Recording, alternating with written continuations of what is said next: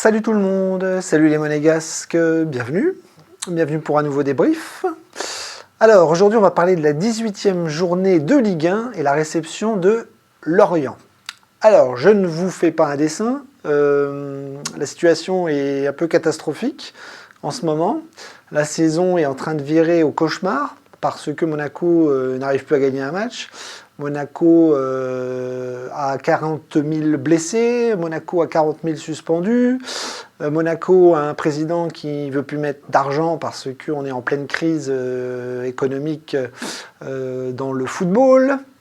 Monaco n'échappe pas à la règle et Monaco a besoin de vendre parce que c'est d'un compliqué, les droits télé, les recettes, etc. On est dans une merde économique énorme. Donc sur le plan économique ça ne va pas, sur le plan sportif ça ne va pas parce qu'on n'a pas de résultats. Bref, il n'y a rien qui va. On est en train de sombrer tout doucement mais sûrement dans les abîmes de la Ligue 1.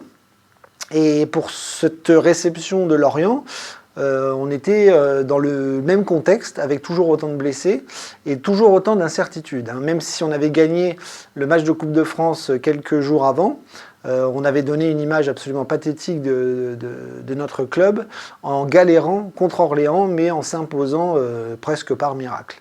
Donc ça ne va pas et ça continue avec, pour la réception de Lorient, encore beaucoup d'absents, beaucoup de blessés. On continue, hein. Ça ne descend pas. 10 absents encore aujourd'hui. Alors pas tous blessés bien sûr, mais Kerrer et Dumbo étaient suspendus. Hein, on a toujours nos petits suspendus par week-end. Camara et Diatta à la canne. Mawissa blessé, Pogba blessé, Radetski blessé, Michal malade, Mina, Mino et Salissou out toute la saison. Donc le tableau est magnifique. On est quand même dans une période noire où il faut bricoler pour les entraînements, pour les matchs, pour les compositions. Et Pocognoli est en train d'en chier comme un rat mort parce que lui ne trouve pas les solutions, parce que les solutions, il n'y en a pas. Voilà, il n'y en a pas. Il n'y en a pas pendant le mercato, il n'y en a pas au sein de la direction, il n'y en a pas au sein du budget, il n'y en a pas au sein du terrain parce que les joueurs font n'importe quoi et on n'arrive pas à aligner un 11 titulaire 2 fois de suite. Enfin bref, c'est une catastrophe. Donc on a réussi quand même péniblement à concevoir un groupe en sachant que Fati était de retour et que Vanderson était de retour. Donc un petit peu de positif quand même. Mais ils n'étaient pas au coup d'envoi de Lorient et ils étaient sur le banc. Donc on a vu Keun dans les buts, une défense à 4 avec d'ailleurs et la recrue Woodface qui bien connu du public français quand il était à Reims, qui a signé cette semaine assez rapidement à l'AS Monaco de Leicester. On va y revenir. Donc la recrue avec d'ailleurs, côté gauche Caio Henrique ça bouge pas et côté droit Ouattara qui lui est un arrière-gauche et se retrouve arrière-droit. Donc on voit déjà la bêtise et le bricolage de la défense. Au milieu de terrain, on continue. Enfin, Pocognoli continue à 3 avec un offensif, donc un 4-4-2 losange avec Zakaria, Thésée et Golovin au milieu de terrain. Et Akliouche un petit peu plus haut derrière les attaquants avec Balogun et Biretz. Donc on a de la chance. Au niveau de l'attaque, on n'a pas trop de blessés. Même si ce soir, on a encore vu Balogun qui se tenait les adducteurs. Mais bon, ça, on va y revenir.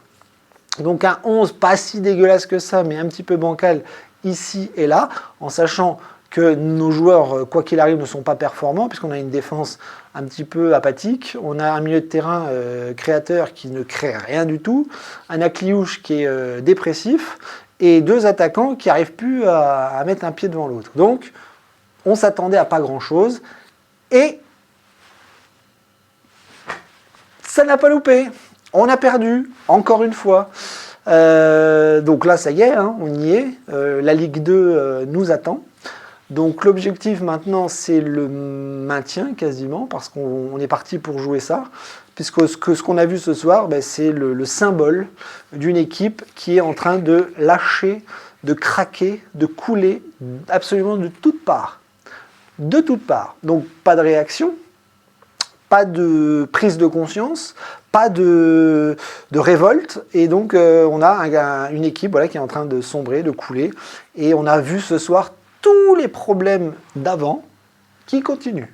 Donc c'est cool, les joueurs n'ont pas de cervelle, Pocognoli n'a pas de ressources, Pocognoli n'a pas de solution, et au niveau de la direction, eh bien, on est complètement bloqué parce qu'on a un directeur sportif qui vous explique qu'on n'a plus d'argent, et que le président, qui était dans les tribunes ce soir, regarde son équipe disparaître de la Ligue 1.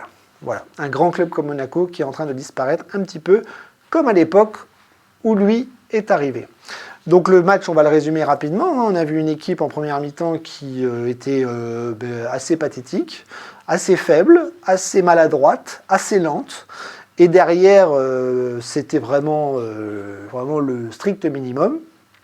Un milieu de terrain perdu, voilà, incapable de créer quoi que ce soit, de faire des différences et de mettre en danger une équipe de Lorient en forme, sûre d'elle, appliquée et dangereuse, et Monaco qui tourne voilà, autour de la défense lorientaise avec la baballe, et on essaye de trouver des solutions, mais alors c'est d'une lenteur, d'une faiblesse et d'une médiocrité abyssale. Et nos attaquants qui n'arrivent pas à être dangereux, on n'arrive pas à les trouver. Comme je vous l'ai dit, on a des joueurs, des milieux de terrain créateurs qui ne créent rien du tout, qui sont complètement nuls. Golovin qui sait pas quoi faire avec le ballon. Akliouche qu'on a complètement perdu. Alors lui, il valait 70 millions, je pense qu'aujourd'hui il en vaut 7. Et encore, je suis gentil. Et donc Thésée, Zakaria, qui sont des sénateurs, qui marchent, qui font le moindre effort possible, et surtout, voilà, qui ne se fatiguent pas pour essayer d'aller chercher la victoire.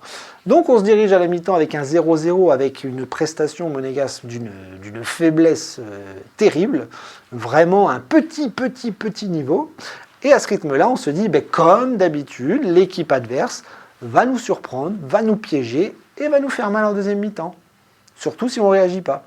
Et en deuxième mi-temps, qu'est-ce qui se passe? C'est exactement ça. C'est-à-dire que les Monégasques reviennent pareil. Ils pensent que le but va tomber du ciel. Ils pensent que ça va venir tout seul. Donc il n'y a aucun effort. C'est-à-dire que c'est le strict minimum avec des joueurs qui sont d'une lenteur et d'une faiblesse vraiment abominable. À l'image de Dyer, à l'image de Zakaria, à l'image d'Akliouche, à l'image de Biretz, voilà, toutes les lignes en prennent plein leur grade. J'ai même envie de mettre Keun là-dedans, parce que lui, c'est une passoire suisse. Et donc, on se retrouve en deuxième mi-temps avec ce qui devait arriver, avec cette passivité défensive qui va nous surprendre sur une contre-attaque, où les Lorientais vont réussir à nous mettre le premier but dans l'apathie générale, dans la plus grande des logiques finalement, parce que nous, spectateurs, on n'est absolument pas surpris. On est énervé, mais on n'est pas surpris. Donc, but 1-0 pour Lorient.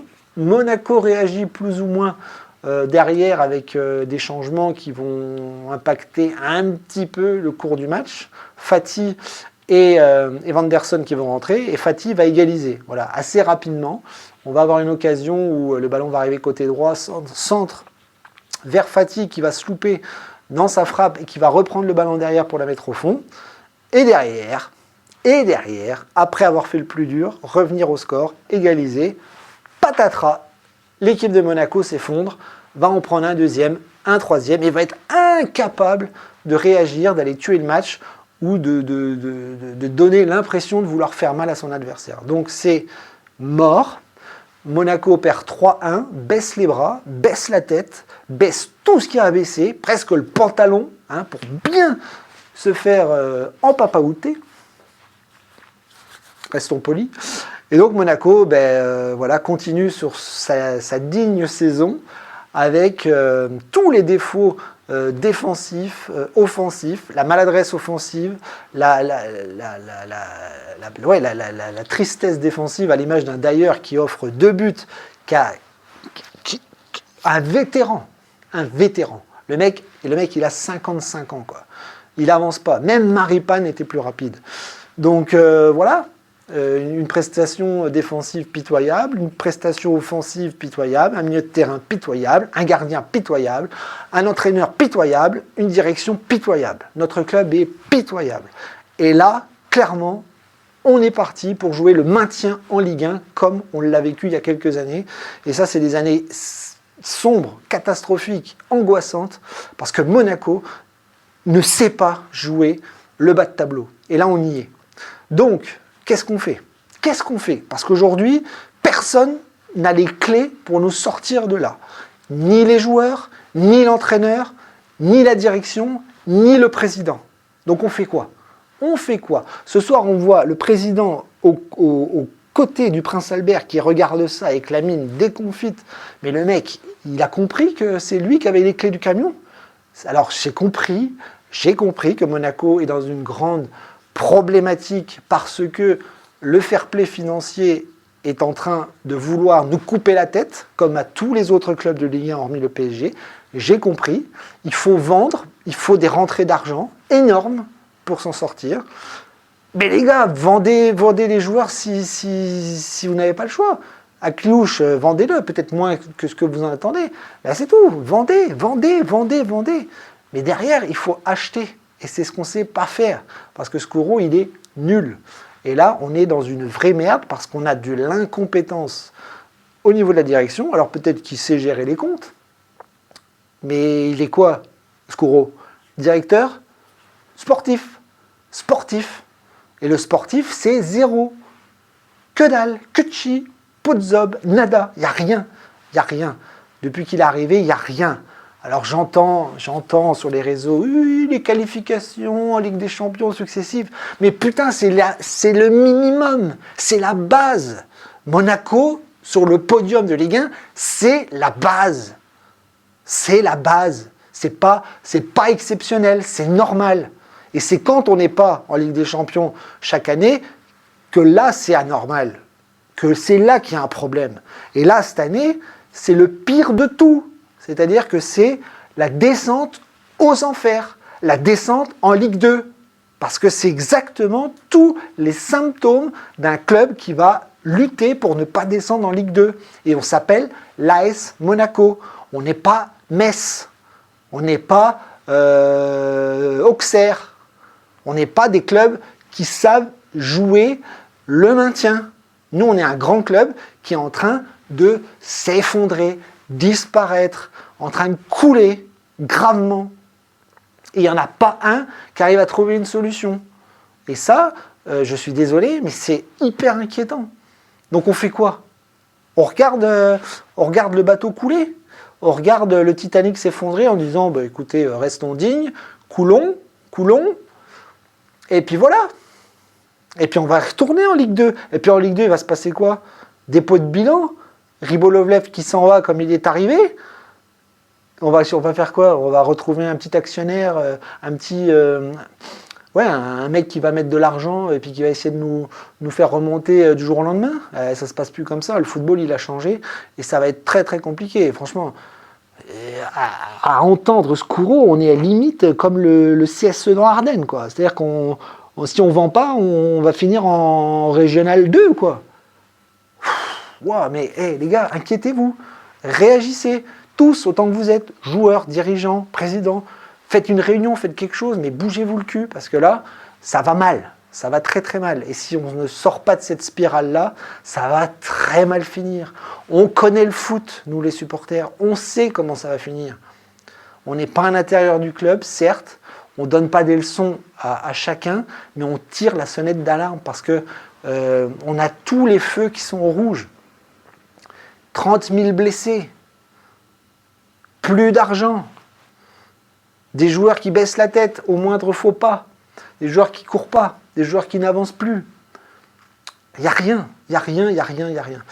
Donc, je ne sais pas comment on va sortir de cette merde, parce que s'il faut attendre les retours des blessés, c'est pas dans 2 mois qu'on va réussir à aller choper quelque chose dans cette Ligue 1. Donc, stop, on arrête de regarder au-dessus, on regarde en dessous, et on se sauve les fesses rapidement pour rester en Ligue 1. La Coupe de France, allez hop, à la poubelle. De toute façon, on va à Strasbourg, on va se faire démonter. La Ligue des Champions, on va à Madrid, on va se faire démonter. La Juve, on va se faire démonter. Et donc, la Ligue 1. Il n'y a plus que ça à faire. Espérez qu'on ne descende pas en Ligue 2. Et je le dis franchement, parce qu'on l'a connu, on l'a vécu, et là, ça commence à sentir le caca.